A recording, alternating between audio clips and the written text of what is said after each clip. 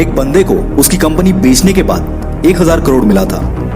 उसने वो सारा पैसा अलग अलग बिजनेस में लगा दिया और खुद रेंट से रहने लगा।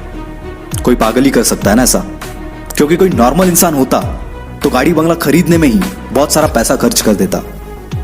यह पागल इंसान और कोई नहीं, इलॉन मस्क है, जो कि आज वर्ल्ड की कई लीडिंग कंपनीज का मालिक है और आज इसकी नेटवर्थ है 1,40,000 करोड़। और यह सब उसके पागलपन, उसकी जिद का ही नतीजा है। क्योंकि भीड़ के साथ चलना तो बहुत आसान है, पर पागलपन ही चाहिए भीड़ से हटकर कुछ करने के लिए। जिस बंदे को कभी उसकी भारी आवाज की वजह से रेडियो से रिजेक्ट कर दिया गया था, उसने जिद पकड़ी और वो मुकाम हासिल किया जिसके कई लोग सिर्फ सपने ही देखते हैं। जी हाँ, मैं बात कर रहा हूं अमिताभ बच्चन की। उनकी पहली सुपरहिट मूवी जंजीर आने से पहले उनकी 17 मूवीज फ्लॉप हो चुकी थी। फिर भी उन्होंने अपनी जिद नहीं छोड़ी और आखिरकार कामयाबी को भी उनके जिद के आगे झुकना पड़ा। विराट कोहली का भी एक ऐसा ही किस्सा है, जो कि क्रिकेट के लिए उसका पागलपन, उसकी जिद को बयां करता है। 2006 की बात है। विराट कर्नाटका में रणजी खेल रहा था और पहले दिन 40 रन बनाकर वो नॉट आउट रहा। शाम को उनके घर से खबर आई कि उसके पापा की डेथ हो गई है। सबने एक्सपेक्ट किया कि विराट तुरंत घर के लिए निकलेगा।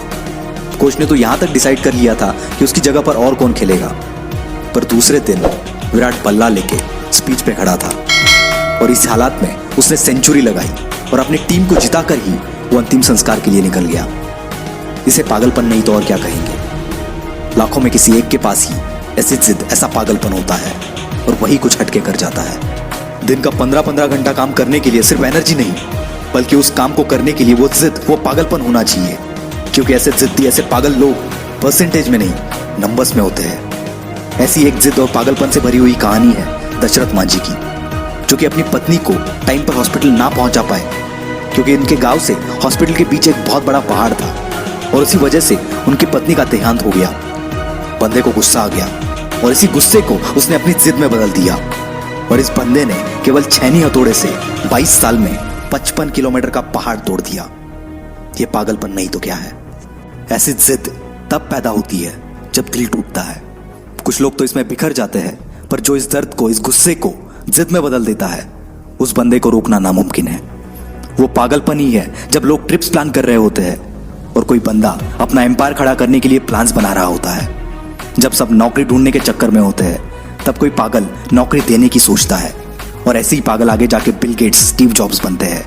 ये पागल सक्सेस के लिए हमेशा भूखे होते हैं, ये कभी सेटिस्फाई नहीं होते। यही पागलपन, यही जिद, ये ना तो इन्हें सोने देती है और ना ही रुकने देती है। एक जिद्दी इंसान कभी भी शांत नहीं बैठेगा, 1000 बार फेल होगा वो, पर उसकी जिद, उसका पागलपन उसे और एक बार ट्राई करने पर मजबूर करेगा। और ये तब तक मजबूर करेगा जब तक सफलता इसके सामने घुटने ना टेक दे। और यही पागल इंसान, यही जिद्दी इंसान इतिहास बना देता है। यकीन नहीं आता तो हिस्ट्री उठाकर देख लो। भला कौन बंदा 1000 बार फेल होने के बाद भी कोशिश करना नहीं छोड़ता? कोई पागल ही ना। और उसी कारण ये पागल जिद्दी इंसान दुनिया को रोशन कर देता है। जी हाँ, मैं बात कर रहा हूं थॉमस अल्वा एडिसन की। 65 साल का एक बंदा जिसे ऑलरेडी 1000 बार रिजेक्ट कर दिया गया था, फिर भी उसने अपनी जिद नहीं छोड़ी और KFC जैसी होटल्स की चेन खड़ी कर दी। जिस बंदे को अंग्रेजों ने उनके होटल में नहीं आने दिया, उस बंदे ने जिद पकड़ी और दुनिया का सबसे बड़ा होटल ताज बना दिया। दोस्तों, ये एक जिद ही है जो एक नॉर्मल इंसान को एबनॉर्मल बनाती है और फिर ये एबनॉर्मल लोग ऐसा कुछ कर जाते हैं जिसके बारे में नॉर्मल लोग सोचने से भी डरते हैं। इसलिए आपको जो भी अच्छा लगता है, जो भी आप करना चाहते हो, पागल बन जाओ उसके लिए और जान लगा दो उसे हासिल करने के लिए। क्योंकि जब तक ये जिद, ये पागलपन आपके अंदर नहीं आएगा, तब तक आप नॉर्मल ही रहोगे। और अगर नॉर्मल रह के ही मरना है तो ऐसे ही जियो, पर एबनॉर्मल बनना है तो जिद्दी और पागल बनना पड़ेगा। वीडियो अच्छा लगा तो ही लाइक करना, शेयर करना और हमसे जुड़ने के लिए नीचे वाले लाल बटन को दबाकर चैनल को सब्सक्राइब जरूर करना।